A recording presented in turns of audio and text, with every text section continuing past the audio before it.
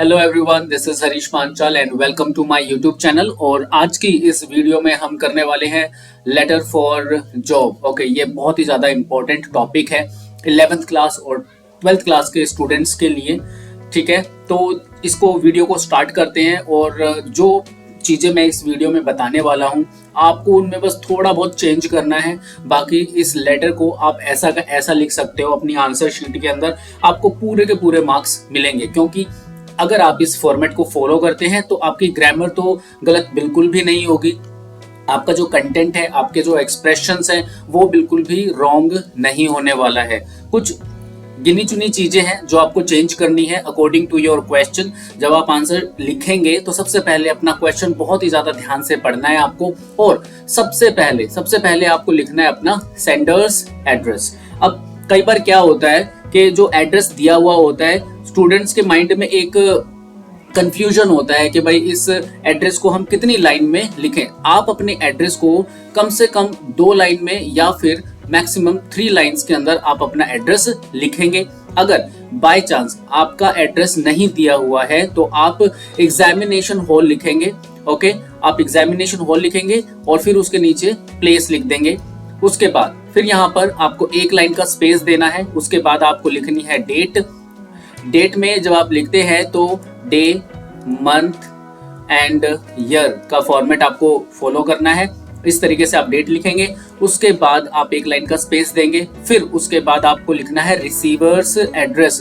अब जो receiver's address होता है वो 3 लाइन में लिखा जाएगा। सबसे पहले जिस इंसान को आपको भेजना है वो, दूसरी लाइन में आप कंपनी या फिर ऑर्गेनाइजेशन का नाम लिखेंगे और तीसरा प्लेस लिखेंगे जहां पर आपको ये लेटर भेजना है अकॉर्डिंग टू योर क्वेश्चन। ठीक है, तो आई होप सो ये तीनों चीजें बिल्कुल क्लियर हो गई है। सेंडर्स एड्रेस, अगर सेंडर्स एड्रेस नहीं है तो आपको एग्जामिनेशन हॉल लिखना है। ओके, और फिर उसके बाद आपको प्लेस लिखना है।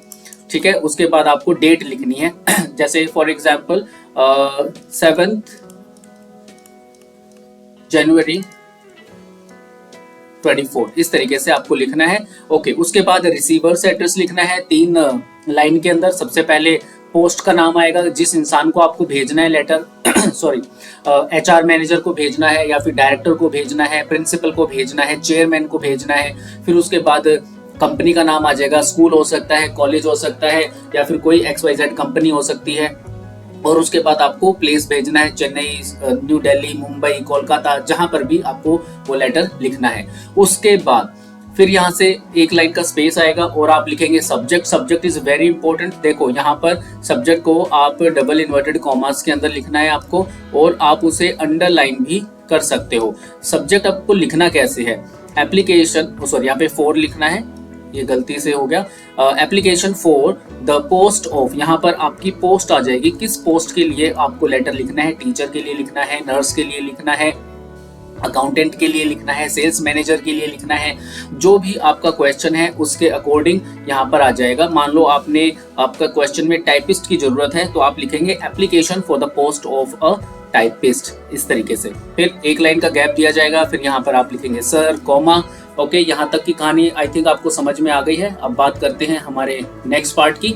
ओके, नेक्स्ट पार्ट, अब यहाँ पर हमारा जो बॉडी ऑफ लेटर है वो स्टार्ट हो जाएगा। अब देखो इसमें जितने भी ये ब्लू चीजें आपको दिखाई दे रही है, newspaper name, post name, date, company name, ये आपको चेंज करना है। बाकी इसको ऐसा का ऐसा आप इसको लिख सकते हो, स्क्रीनशॉट ले लो, अपने नोट्स बना लो।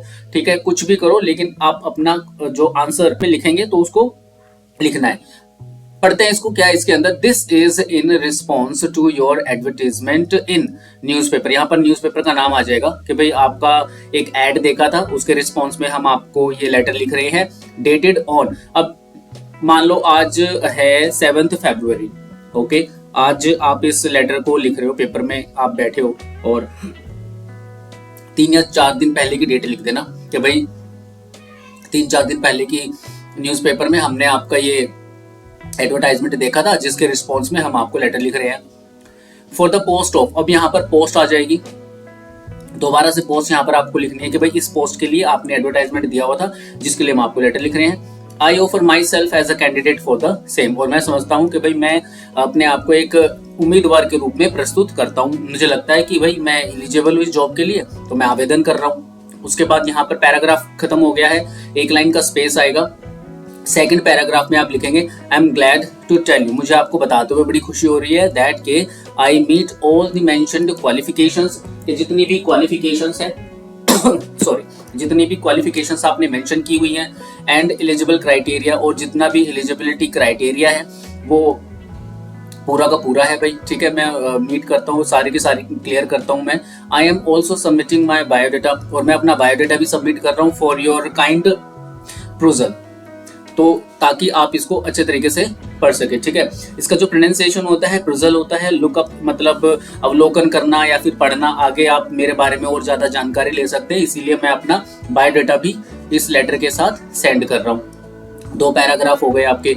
उसके बाद थर्ड पैराग्राफ लिखने के लिए 1 लाइन का स्पेस देंगे और फिर लिखेंगे आई एश्योर यू, मैं आपको विश्वास दिलाता हूँ ऑफ माई कंप्लीट डिवोशन, के भाई मैं पूरे डिवोशन के साथ कर्तव्य निभाऊंगा अपना, ठीक है, ड्यूटी निभाऊंगा अपना to my work while working in your reputed company. फिर यहाँ पर दोबारा से कंपनी का नाम आ जाएगा, जो भी XYZ आपके क्वेश्चन में है वो आ जाएगा यहाँ पे, ठीक है भाई। तो ये 3 पैराग्राफ हैं जो आपको लिखने हैं। This is paragraph number 1, this is paragraph number 2 and this is paragraph number 3।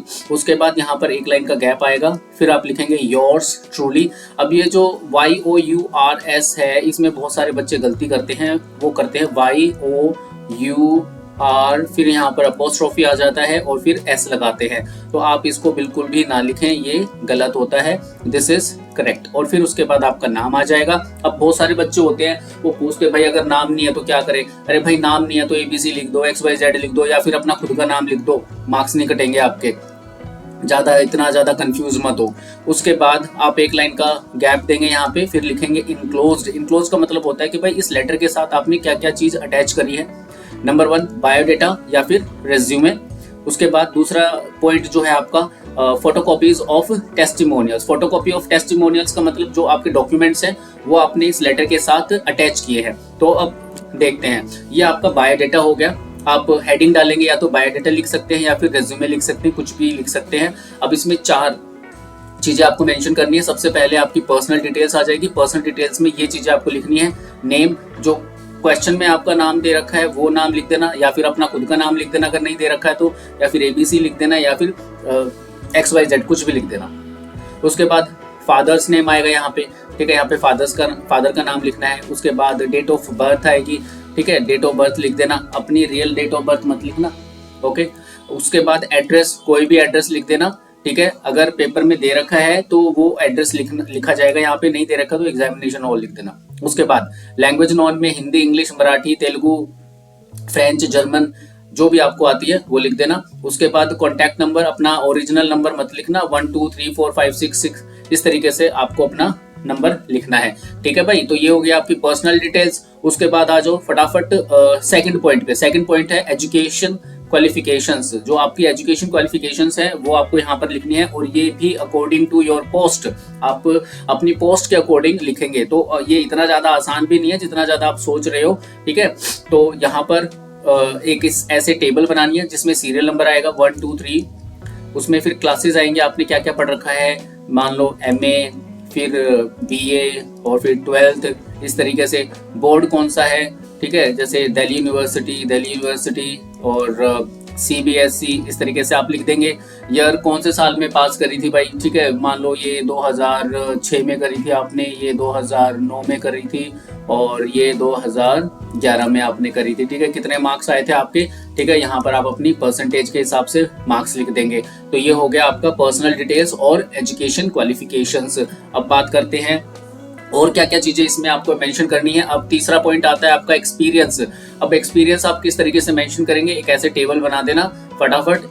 A और B, सिर्फ 2 कंपनियों का नाम लिख देना। जैसे यहाँ पर आप लिख देना ABC प्राइवेट लिमिटेड, ठीक है, और यहाँ पर लिख देना PBC प्राइवेट लिमिटेड। आपने इन कंपनी में जॉब करी है, और पोजीशन में कौन सी पोजीशन लिखनी है, जिस पोजीशन के लिए आप लेटर लिख रहे हो उसी पोजीशन को, सेम पोजीशन को आपको लिख देना है, ठीक है। जैसे मान लो CA की है तो यहाँ पे भाई चार्टर्ड अकाउंटेंट की पोस्ट थी आपकी, और इस कंपनी में भी चार्टर्ड अकाउंटेंट की पोस्ट थी, और यहाँ पर ईयर लिख देना, ठीक है। क्वेश्चन के अकॉर्डिंग आपको ईयर लिख देना, ठीक है। एजुकेशन के अकॉर्डिंग ईयर लिखा जाएगा। मान लो 2011 में आपने MA करी थी, सॉरी वो तो CA की क्वालिफिकेशन तो अलग ही होंगी, ठीक है। तो सीए के अकॉर्डिंग लिखा जाएगा, तो यहाँ पे ईयर लिख देना। उसके बाद जो फोर्थ पॉइंट है वो है आपका सैलरी एक्सपेक्टेड लिख देना 4-5 लाख रुपए, ठीक है। इतने पढ़ाकू तो हो ही आप, ओके।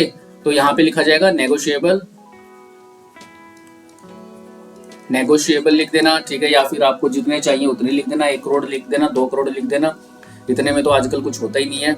उसके बाद जो 5वां पॉइंट है आपका, 5वां पॉइंट आएगा रेफरेंस में 2 दोस्तों के नाम लिख देना, ठीक है। एक लिख देना रूंडा, एक लिख देना खुंडा, ओके। तो यहाँ पर जो आपके एजुकेशन क्वालिफिकेशन है वो किस तरीके से आप लिखेंगे, सॉरी एजुकेशन क्वालिफिकेशन बोलते हैं, रेफरेंस में लिखना है आपको। यहाँ पर जो नेम है आपका, आप अपने किसी दोस्त का नाम लिख देना, मान लो मनोज लिख दिया मैंने, एक हो गया मनोज, ठीक है। और दूसरा हो गया शैली, कौन सी कंपनी में काम करते हैं वो, ठीक है। XYZ कंपनी में काम करते हैं। ये किस में काम करती है, ये भी ABC कंपनी में काम करती है, ओके। और यहाँ पर ये ईयर जो है, ईयर नहीं आएगा, इसकी जगह पर आप कांटेक्ट करो, ओके। इनका कांटेक्ट लिखना है 1 2 3 4 5 6 7 8 9 एंड 0, इस तरीके से आप इनका कांटेक्ट लिख देंगे। तो ये आपका जॉब लेटर होता है। एक बार इसको दोबारा से देख लो भाई फटाफट। लेटर फॉर जॉब 11th और 12th क्लास के लिए बहुत ही ज़्यादा इंपॉर्टेंट है, बिल्कुल इसका रट्टा मार लो आप लोग, नोट्स बना लो पेपर में, चाहे तुम लोग नकल करो, याद करके करो, कुछ फर्क नहीं पड़ता। आंसर शीट में लिखा हुआ होना चाहिए आपका आंसर, और सिर्फ फॉर्मेट के मार्क्स बिल्कुल भी नहीं दिए जाएंगे। आपको बॉडी ऑफ लेटर लिखना ही लिखना पड़ेगा। अगर बॉडी ऑफ लेटर नहीं लिखोगे तो कोई भी मार्क्स नहीं दिए जाएंगे। तो सबसे पहले आपको सेंडर्स एड्रेस लिखना है, उसके बाद आपको डेट लिखनी है, उसके बाद रिसीवर्स एड्रेस लिखा जाएगा, उसके बाद आपको सब्जेक्ट लिखना है। सब्जेक्ट में आप मेंशन करना है application for the post of, जो पोस्ट आपकी दी हुई है क्वेश्चन में उसके अकॉर्डिंग लिखोगे। फिर उसके बाद लिखोगे सर, और फिर उसके बाद ये तीनों के तीनों पैराग्राफ आप लिखोगे, लास्ट में योर्स ट्रूली, और फिर आपका नाम आ जाएगा। इन क्लोज में आप पॉइंट 1 एंड पॉइंट बी को लिखोगे, biodata and photocopies of testimonials. उसके बाद आपका बायोडेटा लिखा जाएगा, बायोडेटा या फिर रेज्यूमे लिख सकते हो, जिसमें आपको अपनी पर्सनल डिटेल्स लिखनी है और एजुकेशन क्वालिफिकेशन लिखनी है। फिर उसके बाद आपको एक्सपीरियंस लिखना है और सैलरी एक्सपेक्टेड लिखनी है, और उसके बाद रेफरेंसेस लिखने हैं, 2 दोस्तों के नाम लिख देना। तो ये बस थोड़ी सी चीजें होती है आपकी जॉब लेटर के अंदर, बस इतना सा ही करना होता है, इससे ज्यादा कुछ खास नहीं करना होता है जॉब लेटर के अंदर। तो आई होप सो जो पॉइंट्स मैं आपको बताना चाहता था इस वीडियो के थ्रू वो आपको समझ में आ गए होंगे। फिर भी कोई दिक्कत है किसी भी बच्चे को, किसी स्टूडेंट को, तो वो मेरे से कमेंट में आके पूछ सकता है। डिस्क्रिप्शन बॉक्स में मेरी ईमेल आईडी लिखी हुई है, वहां पर भी मुझे मेल कर सकता है, मैं वहां पर भी उसका जवाब दे दूंगा, ठीक है। तो आई होप सो आप लोगों को समझ में आया होगा जो पॉइंट मैं आपको बताना चाहता हूं। तो इसी तरीके की वीडियोस को देखने के लिए बने रहिए चैनल पे। Thank you so much for your time and have a nice day to all of you. Bye bye, take care.